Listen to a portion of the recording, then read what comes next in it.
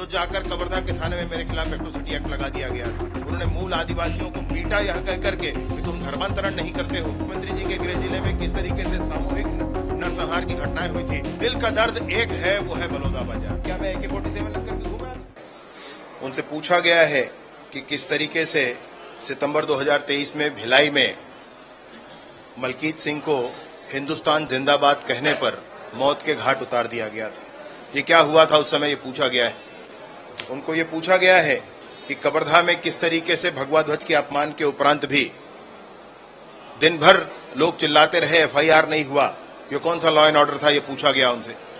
मैंने खुद का अपना विषय बताया है कि जब मैं जेल में था तो जाकर कवर्धा के थाने में मेरे खिलाफ एट्रोसिटी एक्ट लगा दिया गया था। मेरे खिलाफ आर्म्स एक्ट लगा दिए गए थे। ये मेरे साथ ही खुद हुआ है। मैंने पूछा कि फर्जी FIR के क्या स्थितियां उस समय थी, वो आप बताएं। एक बात और हुई है वहां पर कि बस्तर के उस तनाव को हम सब ने सुना है और देखा है। बस्तर में किस तरीके से घटनाएं हुई थी, किस तरीके से जो धर्मांतरित हो चुके लोग थे उन्होंने मूल आदिवासियों को पीटा यह कह करके कि तुम धर्मांतरण नहीं करते हो। यह हुआ था बस्तर में और कोई सुनने वाला नहीं था। वहां पर जो तत्कालीन SP थे उन्होंने लिख करके चिट्ठी कहा था सरकार से कि आप यहां पर ध्यान दीजिए, आने वाले समय में यहां सामाजिक व्यवस्था बिल्कुल बिगड़ सकती है। वो आज हम लोग देख रहे हैं बस्तर में, जो आज रोज आप सुनते होंगे कि इस गांव में ये हो गया, वहां पर दफनाने के लिए लोगों के बीच विवाद हो गया। गांव गांव में विवाद जो आज खड़ा हो गया है वो तत्कालीन सरकार की उदासीनता के कारण था। मैं बताना चाहता हूं कि आपको ध्यान होगा, एक सदस्य हैं हमारे बीच में आज, ईश्वर साहू, उनके बेटे बीरेन साहू के साथ क्या हुआ था, आपको ध्यान होगा ये विषय। आपको यह भी ध्यान होगा कि मुख्यमंत्री जी के गृह जिले में किस तरीके से सामूहिक नरसंहार की घटनाएं हुई थी। आपको यह भी ध्यान हो गया कि रायपुर में ही एक गंडासा लेकर एक युवक किस तरीके से एक नाबालिग लड़की को लेकर घूमता रहा था। मैं कितनी चीजें आप मेरे पास है जो आपको दिखाऊं और बताऊं इन सारे विषयों को लेकर के। साथ ही साथ मैंने यह भी बताया उनसे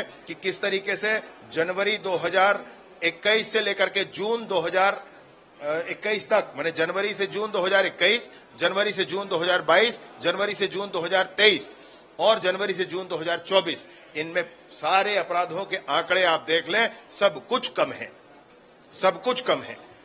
दिल का दर्द एक है, वो है बलौदाबाजार, वो है बलौदाबाजार। वो नहीं होना था, उस पर पूरी ठोस कार्रवाई होनी चाहिए। परंतु आपको निसंदेह ये मैं कहना चाहता हूं, ये आंकड़े उस दिन भी आप लोगों के सामने मैंने प्रस्तुत किए थे, आज सदन में भी प्रस्तुत करके सबके सामने बताया हूं। कहा तो मैंने कहा 2021 और 22 में आपकी सरकारें थी, जब उन सारे लोगों पर जो मरे हैं नक्सली, उन पर आपने FIR किया था। आप अपनी सरकार में किए थे भाई, हमने थोड़ा किया था।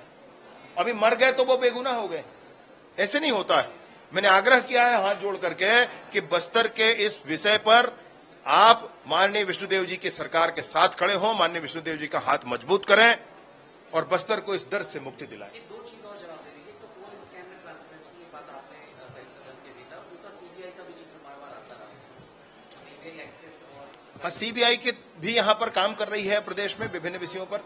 कोल के लिए जो कॉन्स्पिरेसी थी उस समय कि जो खरीदार था वो माइनिंग वाले को अपना रिक्विजिशन भेजता था, माइनिंग वाला शेड्यूल बनाकर भेज देता था और दोनों के बीच डील होती थी, सरकार को टैक्स मिलता था। उसको हटा करके क्या किया गया बीच में कि ये कहा गया कि जो स्थानीय जिला के माइनिंग ऑफिसर हैं उनसे ऑफलाइन एक NOC लेना है, बस वहीं से खेल शुरू हो गया था और टन के पीछे 25 रुपया यह मांगा जाने लगा था। और जब ये मांगा जाने लगा था, उसी को देखते हुए अभी माननीय विष्णुदेव जी की सरकार ने, माननीय विष्णुदेव जी हमारे मुख्यमंत्री जी के निर्देश पर वो ऑफलाइन वाली जो प्रक्रिया है उसको समाप्त कर दी। आज नौबत हकीकत आ गई कि आपको ये तक कहना पड़ गया पहली बार मंच से कि मैं खुद भी जेल गया हूँ, मुकदमों को मैंने भी झेला है।